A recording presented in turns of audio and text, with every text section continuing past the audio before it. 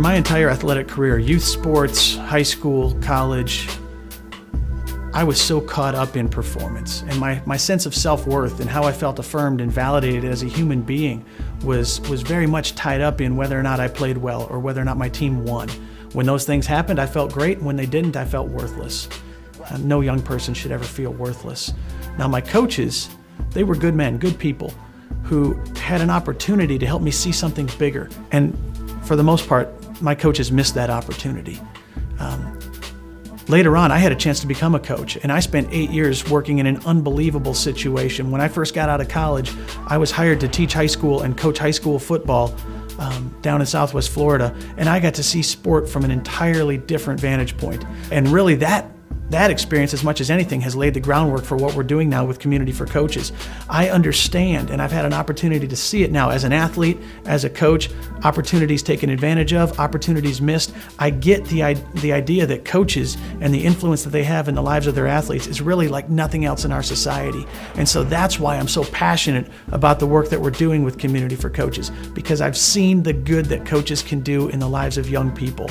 You know, sports are so results-driven, results-oriented. Do you win the game? Do you lose the game? Do you score the basket? Do you miss the basket? And the thing that I really have enjoyed about our opportunities to sit and share each week is that Community for Coaches has really re-emphasized some of the thoughts that I've had, that sports can also be about relationships, and how as a coach you have an opportunity to impact or transform a kid's life and allow them to understand that it's blocking and tackling, and it's shooting free throws, and it's boxing out and things like that. But it's also gives them an opportunity to grow as young men, and to understand that beyond the score, that there's something important to being a part of a team.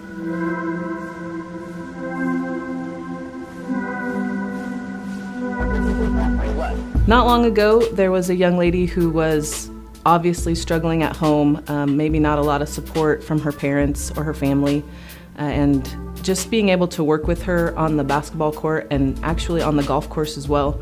She was on both of the teams that I coached, and making those connections with her, I think it was a huge deal for both of us. And now that she's graduated and gone on to college, you know, if she's been struggling with something, you know, I'll get a Facebook message or I'll get a text that says, hey, I was dealing with this thing, or I didn't do very well on my test, but I remembered what you told me, or I remembered that time that we prayed together, and, you know, you just made me feel so much better about whatever was going on. And so knowing that you're having an impact on kids, and it's not really about the wins and the losses or the results that the team has, but it's about those connections that you make. That's where the payoff really lies in coaching.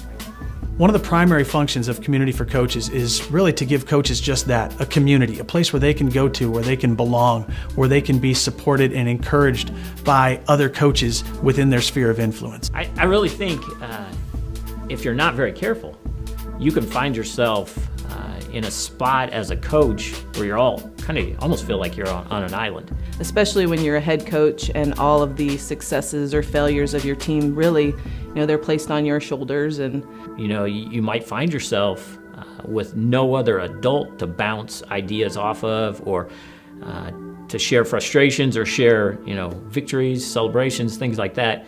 So knowing that you have a group of people like we have at Olathe Northwest with our Community for Coaches ministry and the people who've been involved with that, and just knowing you have people you can go to and say, hey, I'm really struggling with this issue, or, you know, I have a student who's dealing with this, and what should I do? You know, that is what is really helpful in just being able to communicate with others who've been in your situation, and you formed those bonds with them, so you're not afraid to go and ask somebody for help. That's what I really appreciate about the Community for Coaches ministry. The name Community for Coaches was chosen intentionally, and there's a double meaning worked into that name. In the first place, we want to provide just that, community for coaches, a place for them to belong and connect and be supported and encouraged. Secondly, on a larger scale, on a community-wide scale, there's a need for the community at large to rally behind these coaches, these people who are so influential in the lives of our children. And so when the community as a whole will rally behind these coaches, that's really where the magic happens. That's where the great things will happen. I've known Ryan for a while, and I've been involved with Community for Coaches for a long time. And I know for a fact that because of the interaction with Community for Coaches, I'm a better coach. But more importantly, I know my athletes and my players are going to be better young men.